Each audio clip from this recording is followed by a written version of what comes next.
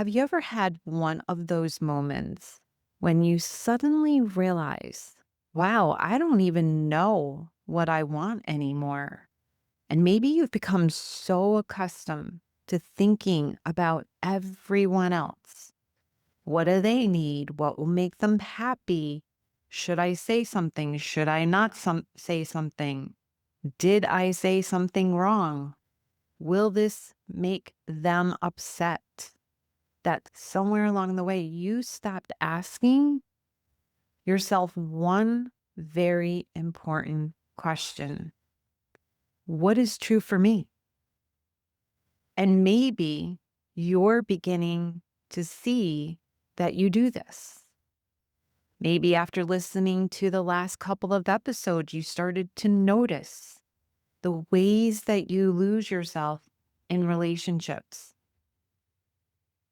Maybe you're noticing how you over accommodate, that you say yes when you want to say no, or that you constantly monitor somebody else's mood. Maybe you're fixing or rescuing like I do. And like I shared in the last episode, maybe you over explain yourself. Maybe you make sure that everybody else is okay before you stop to check in and ask if you're okay. And once you become aware of this, that you're doing this, it can be really tempting to think or seductive to think, okay, now I see what I'm doing. My pattern is clear. I just need to stop doing it. The truth is, if it were that easy, you would have probably stopped a long time ago. And trust me, I wish it was that easy, that I could just wave a magic wand and all of my patterns would be gone forever. Hey, and welcome to Masks Off Inner Freedom for People Pleasers and Perfectionists. This is a podcast for those who are tired of holding it all together. I'm Kim Gross, your host, and if you've ever felt like you're doing all the right things, but still feel anxious, disconnected, or quietly burned out, you're in the right place. Here we talk about the patterns you don't even realize you're living inside of: self-abandonment, over-functioning, chasing approval, and mistaking productivity for your worth, and more. This isn't about fixing yourself. It's about remembering who you were before you learned to perform, perfect, and please to belong. Each week, we'll slow things down. We'll unpack the nervous system, the inner critic, and the subtle ways that you learned to disconnect from your true self so you can stop living from pressure and start living from presence. This is your space to take the masks off. So let's begin.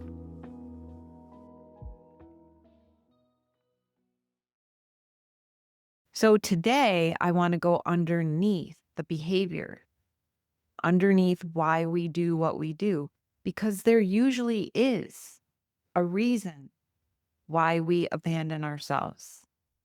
And very often, not always, but very often, that reason is fear. Fear underpins so much of our behavior and our patterns. There is some part of us that believes that staying connected to ourselves could somehow or would somehow threaten the connection with another person. And that's what I want to explore today. Not simply, where am I abandoning myself, but rather, what am I afraid will happen if I stop abandoning myself? Because that question can take us someplace much deeper. So there's a saying that when you know better, you do better. But that doesn't always work and it doesn't always apply. So let me explain. Earlier this month, we talked about why we lose ourselves in relationships. And then, as I just mentioned last week, we looked at some of the ways that we self abandon and how that can show up. It's not always in this obvious or dramatic way. Sometimes it can be incredibly subtle, such as changing your opinion because someone else doesn't agree with you, or saying that it doesn't matter when something actually does, pretending that you're not hurt. Like I went over all of these earlier this month. And I think that one of the frustrating parts of personal growth sometimes is that we can become so aware of the patterns. We become so self aware and we still do them. And then we can beat ourselves up or be hard on ourselves because the patterns keep repeating. Why am I still doing this? Why? I should know better. I know that I'm saying yes when I should be saying no, and yet I keep doing it. Or I know that I shouldn't be managing everyone else's emotional well being, and yet I keep doing it. The point is not to be hard on ourselves. The point or the goal is to ask why.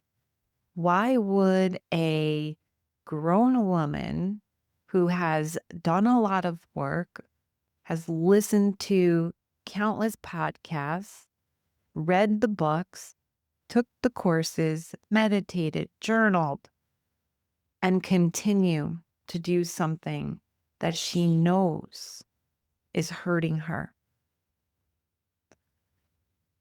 Self abandonment isn't just a bad habit, although it can become a habit at times. I can notice even within myself that when I go to a place of wanting to rescue or fix something that's going on for one of my adult children, it's twofold.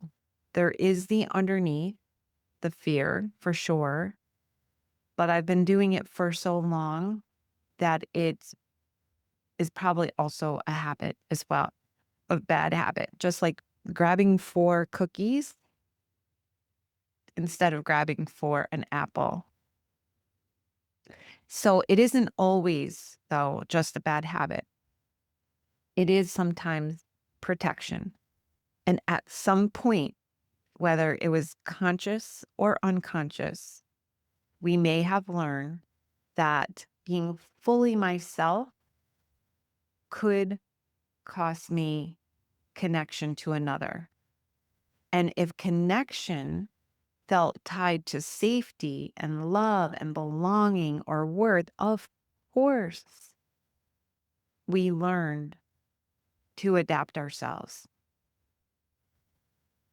As I share this, I can think of so many moments in my own life where I have altered myself in order to stay connected to another. And I've shared countless stories on this podcast before. I remember a time when my son was playing Pop Warner football. And honestly, I'm chuckling because I can't believe now, looking back on it, that I did this and showed up in this way. What I did was when he was playing Pop Warner football, he was probably 12 or 13, maybe even a little bit younger. And I can remember he had two different coaches. He was on two different teams. And with each coach, I would go out of my way to be friendly, be helpful, connect with their wives, etc., just to try to be on the inside so that And it's like, oh, I can feel it in my stomach as I say this to you, but this is masks off. So I need to take off my mask and I need to be real. I need to be honest and call myself out. And the reason that I did all that is so that my son could get more playtime or be seen more. He, at the time, was on the shyer, quiet side, and he was very good at football. He was very athletic. He just didn't put himself out there in the way that other players did, or he wasn't on the in crowd with the sons of the coaches. So I had to find these ways to help my son get more playtime. And when I look back at this, it isn't just what I did, it's what I believed would happen if I didn't do that. And if I didn't try to help him, then if he was disappointed because he had to sit the bench or he didn't get playtime or he wasn't accepted, he wasn't popular, if he had to go through all of that and feel all that, which by the way, I don't even know if he did feel any of those things. So if I didn't do all the things that I did to try to get him in the crowd, the in crowd or more playtime, then what would have to face the music of I failed as a mom. I didn't help him. I didn't protect him. Now he has to deal with all these feelings. And then I'm going to have to feel my feelings about him feeling his feelings. And this is exactly what I talked about last week with enmeshment, right? Enmeshment is such a codependent pattern. And that's really what we talk about so much on this podcast is how to recover. It's about recovering from codependency. And I grew up in a very codependent household. My mom was very codependent. And so naturally, through conditioning and modeling, I carried the torch. And now I'm spending my adult years unhooking from that and recovering from that. And enmeshment is a very, very big part of codependency. But you can get the sense of what was underneath, and there always is an underneath. And so I want you to consider as you're listening to this story and this episode, when you abandon yourself, what are you trying to avoid? What feeling are you trying to avoid? Or what are you trying to prevent from happening? One of the biggest fears underneath self abandonment is rejection. Fear can sound something like, if you really see me for who I truly am, you might not choose me. And when we believe that, we become shapeshifters or we twist ourselves into a pretzel.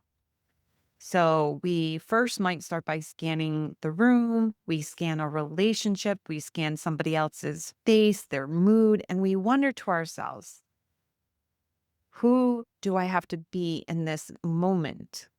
Who does this person need me to be?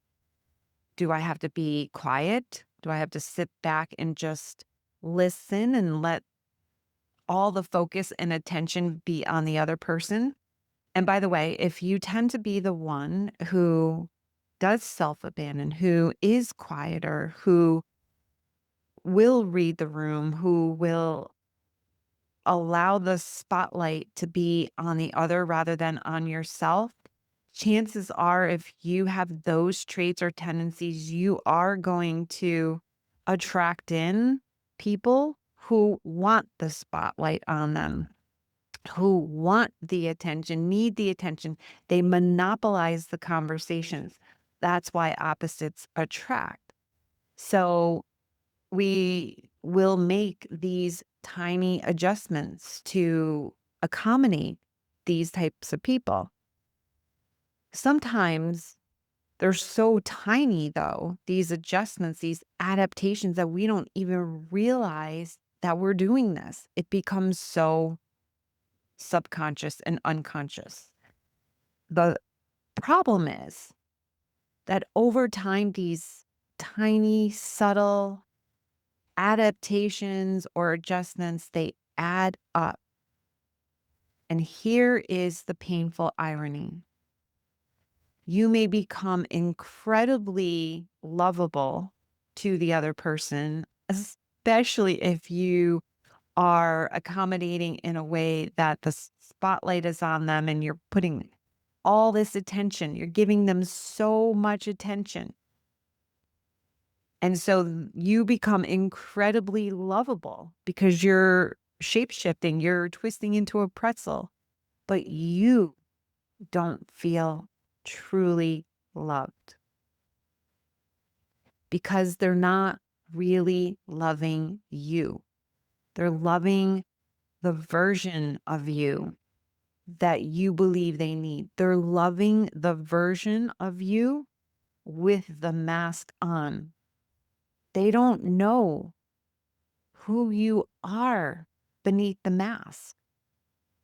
And it's hard for you to understand, why do I feel so empty or so lonely in this relationship? I can't even be myself. I can't even be seen for who I truly am. And I want to be seen. And yet the real you is not participating in the relationship. Your true self is not showing up. I also want to share something especially meaningful: my real and unfiltered community. This is a small, supportive space specifically for young women who are tired of pretending they're fine, tired of people pleasing, and tired of feeling like they have to be perfect to belong. Inside the community, the girls get live group calls, honest conversations, tools for emotional regulation and confidence, and most importantly, a space where they don't have to wear a mask. It's not about being fixed. It's about being seen, supported, and learning how to trust yourself again. If you're craving connection and a place to grow alongside other young women who truly get it, this might be for you. If you're interested, send me an email. The details are in the show notes, and I would love to connect with you.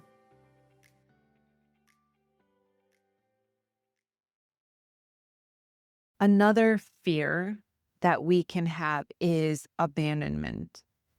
And this, for so many of us, is such a core wound. And the belief here is that, say, for example, you believe, if I upset you, you might leave. And when that fear is strong, we tolerate things that actually aren't okay with us. We can become overly flexible, maybe make excuses for another person's behavior, overlook something that has hurt us, sweep it under the rug, say yes when every part of us is screaming no. You may have sex with your partner when you know that your body is saying no. Every part of you is like, no, sex is not on the table for me. And yet it's something that you do because why? There's a fear of being abandoned and losing ourselves, abandoning ourselves feels safer than losing the relationship altogether. And I want to make a distinction here that sometimes we're not actually doing everything we can to save the relationship. We're doing everything we can to avoid the feelings we think we would have if the relationship ended or changed. So, what are the feelings that we could be avoiding? Maybe we're avoiding sadness, we're avoiding loneliness, uncertainty, grief, the rejection. And that is important to understand and to highlight because it means that sometimes, sometimes what we're really, really saying is, I will abandon myself so that I don't have to feel something painful or uncomfortable.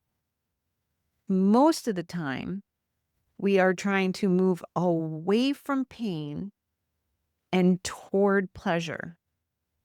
Feeling our feelings can be uncomfortable and painful. So we would rather avoid that. And that can be really difficult to acknowledge. But it can also be incredibly freeing because then the question shifts from how do I control this relationship to can I trust myself to survive whatever I might be feeling? Now, there's also the fear of conflict. For some of us, another person's anger isn't simply just uncomfortable, it feels really dangerous. Another person's anger can feel scary.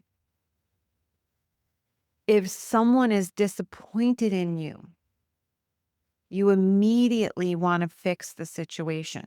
I couldn't stand the discomfort that I felt when I knew my mom was upset with me, or if my husband was upset with me, if one of my kids was upset with me.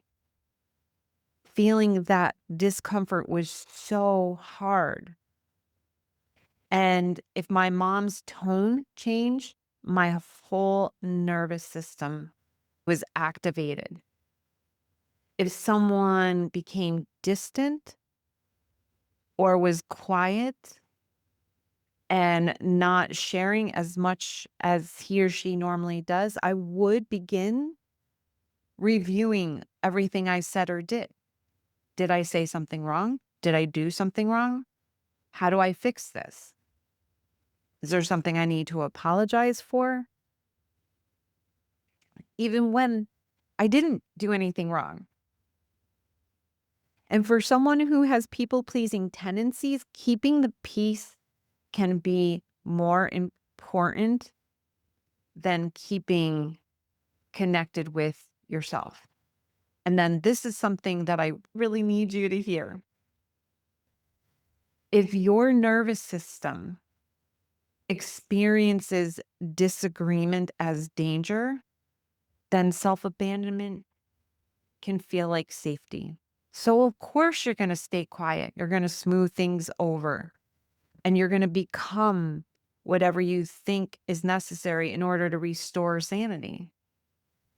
But the problem is that sometimes the cost of keeping the peace is creating war inside of you because now you're feeling resentful, you feel hurt, angry, you're exhausted, and nobody knows because you're not saying anything. You're just still smiling. You carry on as normal. You're accommodating.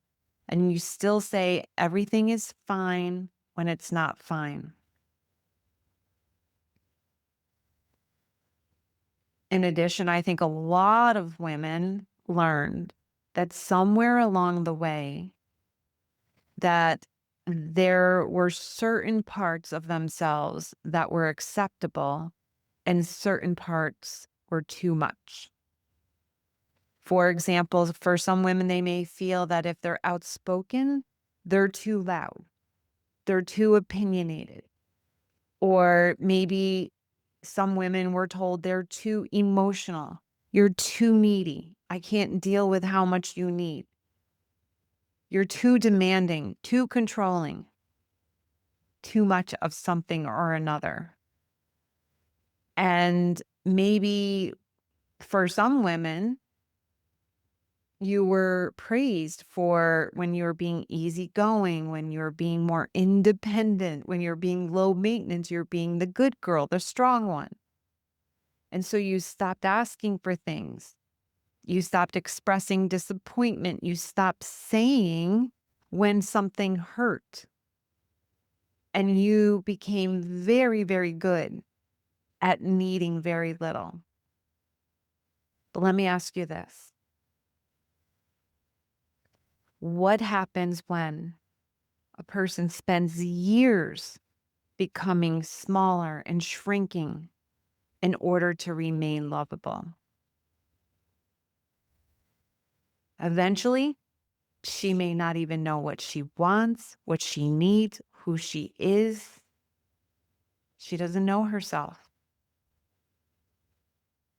because she thinks if I can become easier to love, then maybe I won't be left. So we become less. We become less complicated, less emotional, less honest, less visible, and ultimately less and less of our true selves. We take up less emotional space in the hope that it will guarantee us a place in someone else's life. But that price can be enormous because the place that we lose is our place within ourselves. There's another layer to losing ourselves that I think is important, and it was similar to what I shared on the last episode. So sometimes we don't just fear rejection. Sometimes we actually fear that we will no longer be needed or we become irrelevant. And it shows up again in the fixing and the rescuing. This is what I shared last week. You become the one that everybody calls, you solve the problems, you're competent, you're responsible, you take responsibility, you hold everybody together.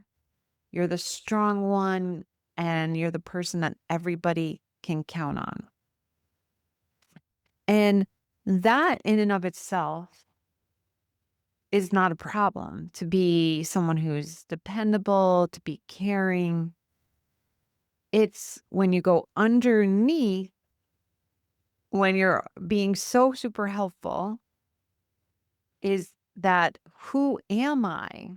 Who are you if you are not needed? If you stop rescuing other people, will you still matter? If you stop fixing, do you still have a role? If you let another person handle his or her own life, what will you do? That takes up a lot of energy and a lot of time to manage somebody else's life. So, what will you do?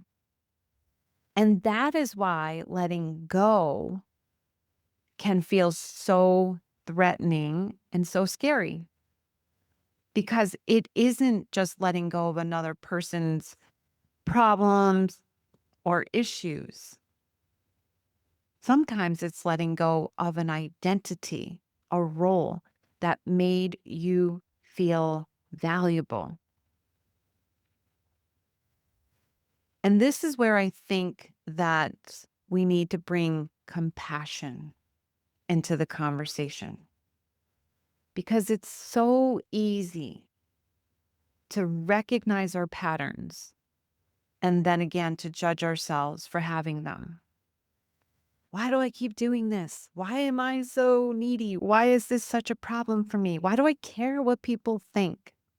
Why can't I just say no? And our adult self might understand, that we are allowed to disappoint other people, but our younger part is still believing that if I disappoint others, that I might lose them.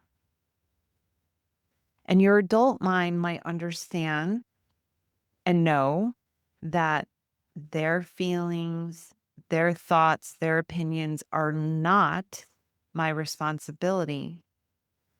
But our nervous system may still panic when somebody we love is unhappy. And this is where our inner controller steps in and she says, fix it, explain yourself, make sure everybody's okay. Don't say that. Don't make them angry. Make sure nothing changes. And remember, your inner controller is not trying to ruin your life. She's trying to protect you. That the job for our inner controller is protection. She's trying to keep us connected. She's trying to make sure that we feel like we belong. But the problem is that the strategy doesn't work. And you know that. You can feel that it doesn't work when you're trying to control. And yet the intention underneath it makes sense. So instead of saying to yourself, how do I get rid of this part of me? Maybe you can begin by saying, what is this part of me afraid would happen if she stopped working so hard? And that's a very different question. So, what are you really trying not to feel? And I want to just do a little exercise with you. I invite you to bring somebody to mind, someone whose opinion of you really matters to you, or someone whose mood can affect you the moment that he walks in the door, someone whose disappointment is difficult for you to tolerate. And then imagine saying something completely honest. Maybe you say no. Maybe you disagree with an opinion that they're having. Maybe you say you don't want to do something. Or maybe you said you would do something, but you changed your mind. And now you have to tell this person. You might say, I really love you. And I'm really sorry that you're having such a difficult time, but I can't fix this for you. Or I know you don't want to be the one to have to tell your father this, but I can't be in the middle of it anymore. Now imagine this person's reaction. What are you afraid they would feel?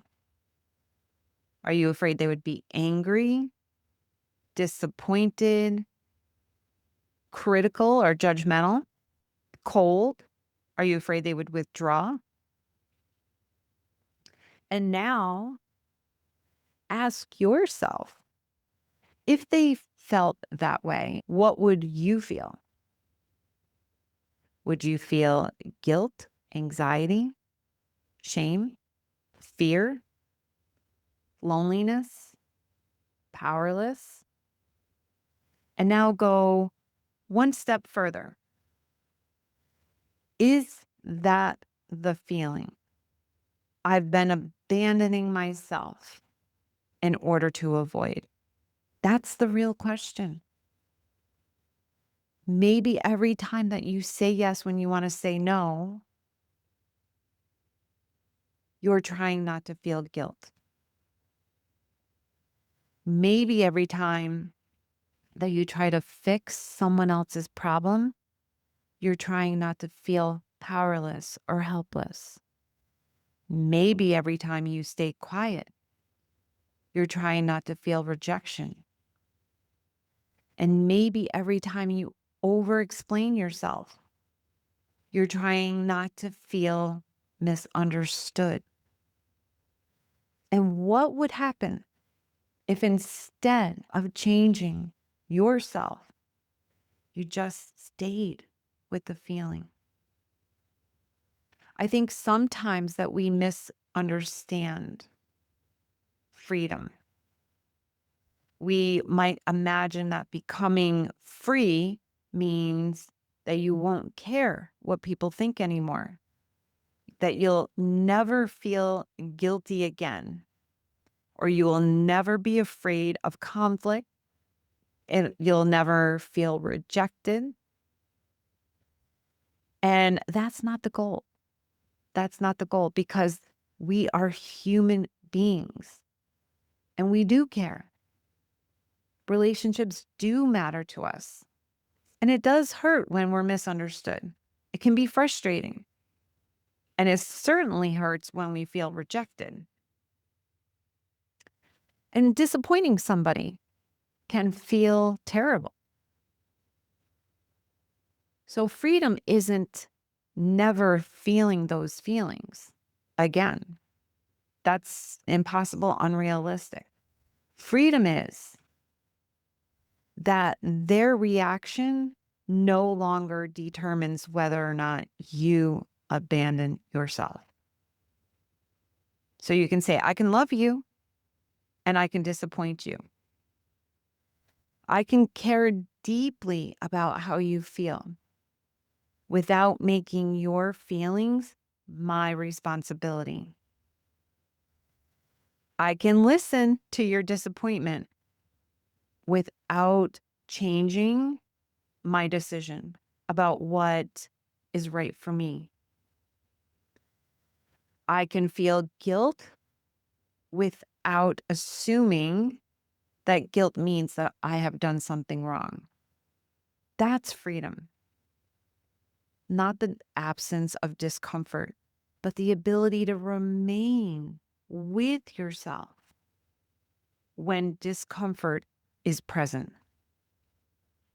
And so this is where I want to bring in my 5-step power pathway because this is where everything that I have been talking about in this episode touches upon each part of the framework. So the first one is P, patterns. First, we notice. We notice our patterns. I'm disappearing. Where did I stop expressing myself? Where did I become too responsible? Where am I scanning somebody else instead of listening to myself? And then, oh, the second step of power is ownership. This is where we take ownership. We take responsibility. We don't blame the other person for how we are showing up.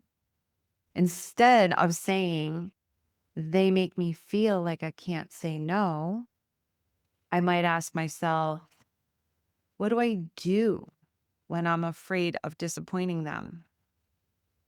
And this is where your power is. You can't change how someone responds, but you can begin to change your response. And then the third step is the willingness to feel in order to heal. So you may say to yourself, am I willing to feel the thing I have been trying so hard not to feel? Can I feel the guilt and not immediately say yes to someone or change my response? Can I feel somebody's disappointment and resist the urge to fix? Can I feel uncertainty without trying to control or micromanage everything? Can I feel rejection and still stay connected to myself? This is where our freedom lies. Then the fourth step of my 5-step power pathway is E, embracing our inner child, or This is where we integrate. How do we integrate? We turn toward our younger parts, the part of us that is still believing, if everybody isn't okay with me, then I'm not okay.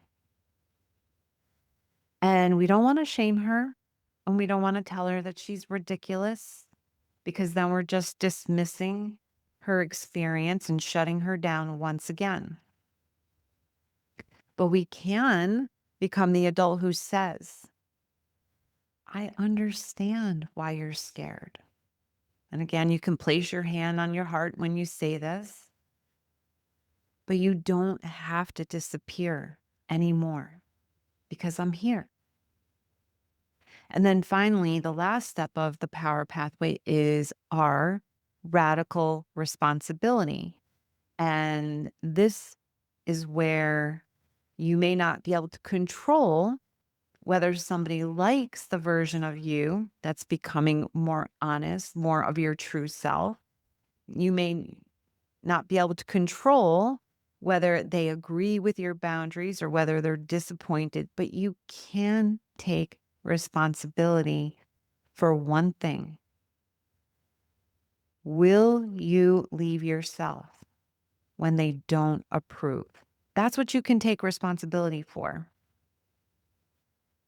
So, I have a small practice that I want to give you for this week.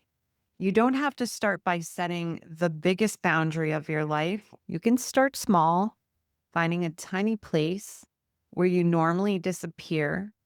Maybe somebody asks you where you want to eat. And instead of saying, I don't care wherever you want to go, you actually answer. Maybe you don't respond to a text immediately. Maybe you tell somebody that they hurt your feelings. Maybe you let someone be disappointed with a decision that you make, and then you pay attention. What happens inside of you? What do you feel? Are you feeling anxiety? Are you feeling guilt? Are you feeling an urge to fix?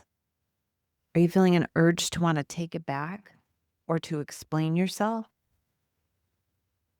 And instead of abandoning yourself to get rid of that uncomfortable, yucky feeling, try saying to yourself, I can feel this and I can stay with myself.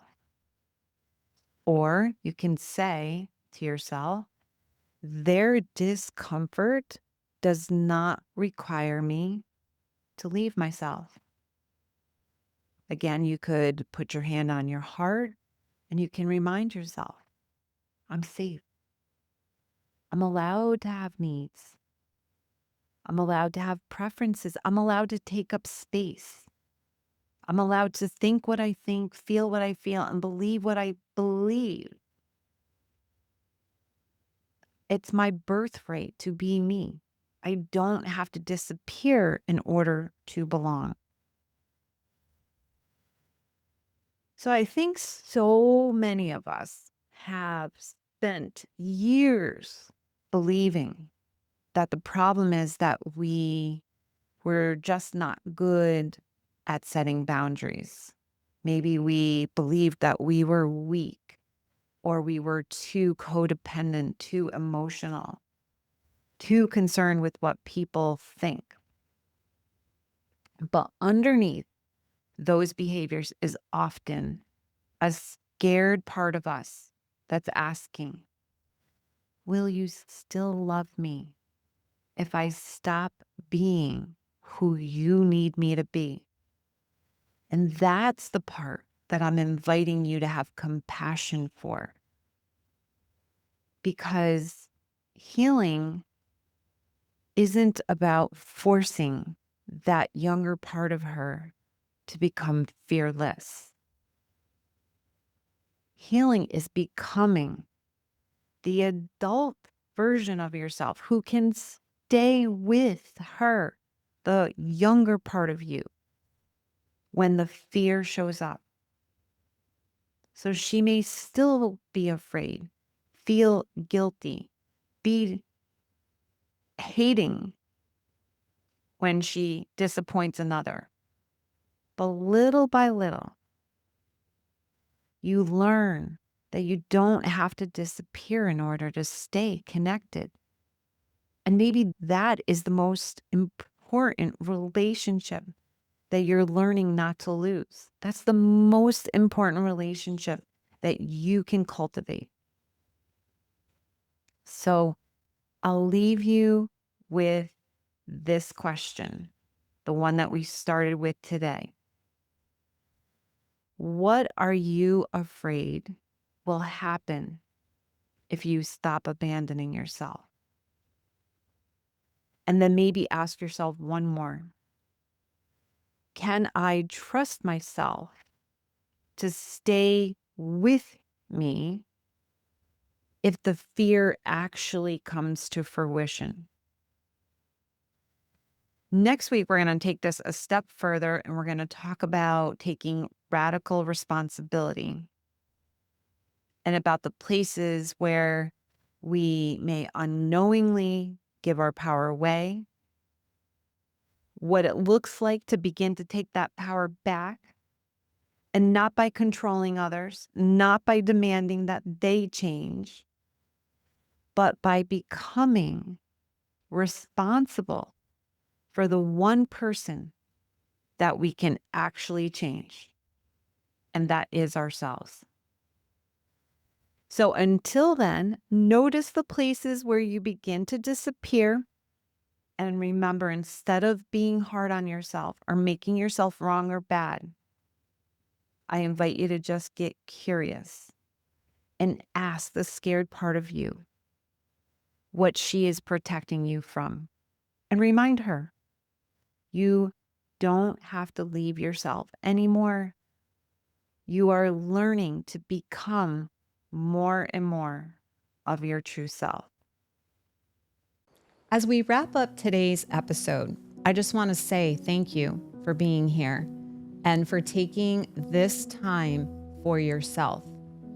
If this episode resonated with you, I'd really appreciate it if you would subscribe to the podcast or leave a review. Even a quick star rating helps more people find this space and reminds the algorithms that these conversations matter. And I'd love to hear from you. If you have a question, a takeaway, or something that came up while you were listening, leave a comment or send it in. Let's keep the conversation going. This podcast isn't meant to be a one-way street. It's meant to feel like a community. If you want to learn more about me, my work, or the ways we can go deeper together, you can visit my website. All the details are there. Until next time, take a breath, take the mask off, and be gentle with yourself. I'll see you soon.